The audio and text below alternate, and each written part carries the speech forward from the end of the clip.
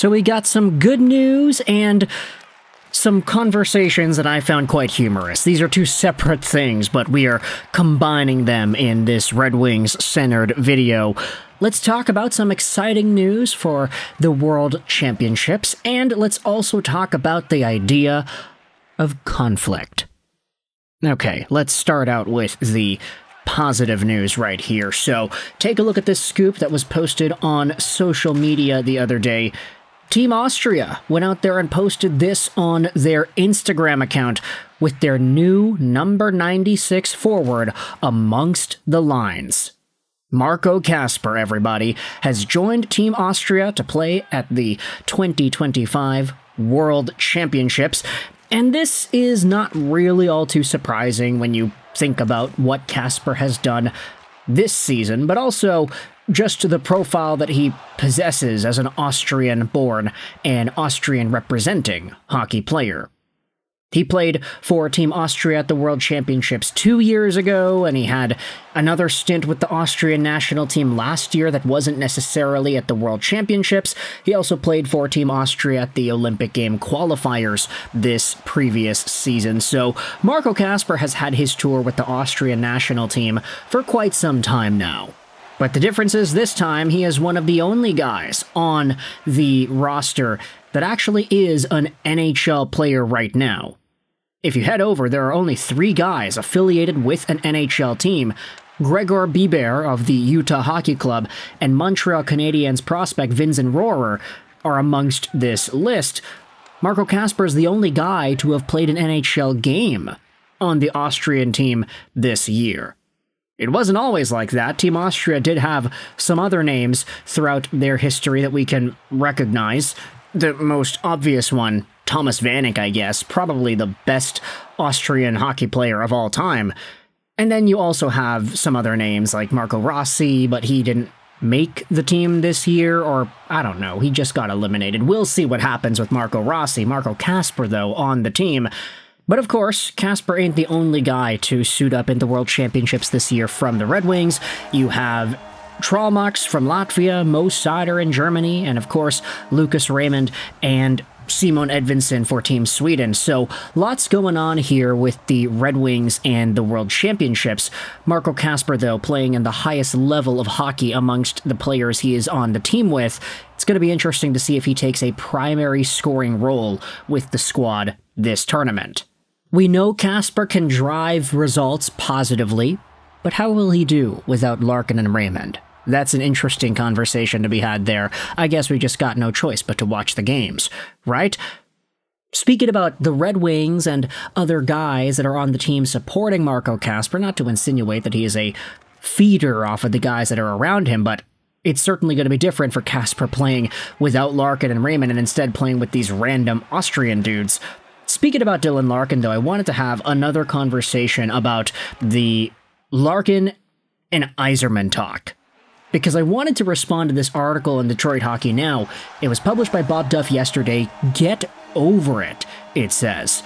Red Wings Yzerman and Larkin aren't feuding. Both will move on from this episode, and both will be fine. The thing is, the article calls out a very particular part of the hockey-consuming social media landscape, and I'm not going to pretend that I'm not a part of the demographic that is being talked about here. I think it's fair to say that I am. But the article opens up by saying this: people seem anxious to want to turn the situation involving Detroit Red Wings GM Steve Yzerman and Captain Dylan Larkin into much more than it truly is. Clicks, you know? Well, we are here to tell you you're making a mountain out of a molehill. Was Larkin upset by the team not doing anything major at the NHL trade deadline? Was Yzerman upset that Larkin took his issue public? Yes, and yes. Of course, this is all referring to the commentary made by both of these parties after the season ended. Larkin said that it was frustrating to not have any extra support or any other guys getting added to the Red Wings during the trade deadline period. He said there was no morale boost there.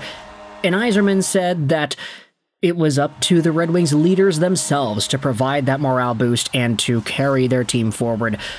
Todd McLellan also spoke out about this in the presser as well, saying that the Wings, as they were constructed at that trade deadline, they were good enough to make the playoffs. They just needed their guys, the top guys on the team, to continuously provide more.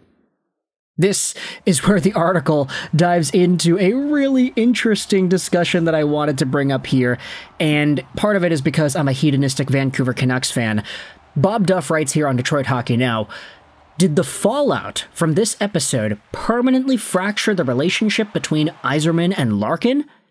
Absolutely not. This isn't JT Miller versus Elias Pettersson. No one is going to be leaving town over this matter. Gosh darn it, man. Yeah, okay. Look, that JT Miller and Elias Pettersson situation, that was really bad. That was like once in a decade's worth of hockey madness level bad.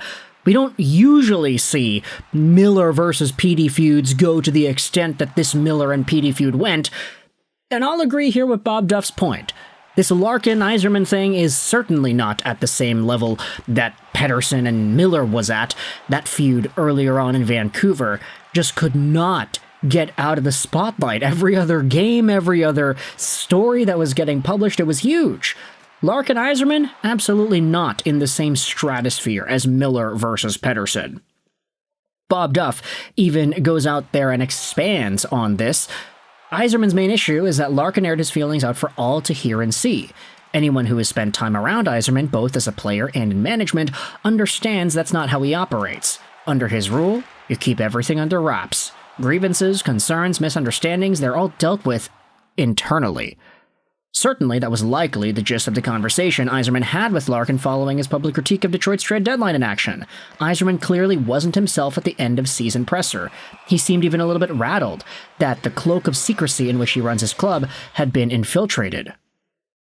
Damn, that's an interesting way to put it. I didn't really think of it like that. Yzerman wasn't himself. He was clearly rattled at the way his club's secrecy had been infiltrated. That's interesting. The article then talks about how Larkin's side of the issue is understandable. He's the only one who has been on board for every step of this Red Wings rebuild, all 9 years of playoff absences. Yeah, you can say that again. 9 years, not great. That's a lot of frustration to be percolating inside of one guy. Eventually, something was going to blow and go off. Now, ultimately, I wanted to just kind of build off of that thought process. This article has a lot more in it, so you could go out there and read it. It'll be linked in the description if you want to have that on your own time. But Larkin has the right to be frustrated. Absolutely. But two things can be true at the same time. Larkin can be frustrated, but Larkin can also have played poorly after the trade deadline and after the Four Nations face-off. Larkin certainly didn't step up afterwards, and Yzerman and McLellan's critique as to how the top guys need to be top guys and consistently bring it, especially in these meaningful games in March, that can also reign true as well.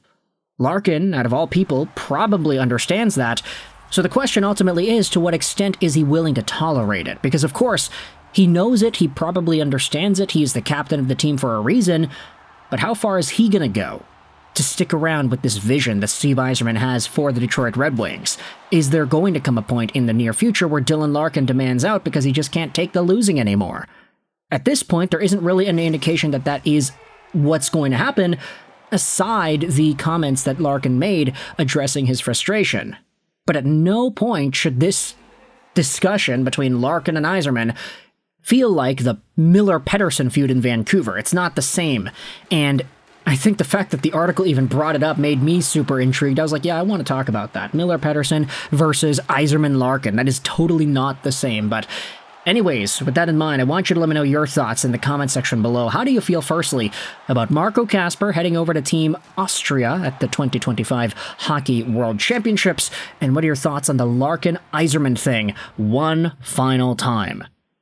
I think this will be the final time we talk about it, unless there are some other comments that are made that get things riled up once more. But for now, let me know your thoughts in the comment section below. I hope you enjoyed this video.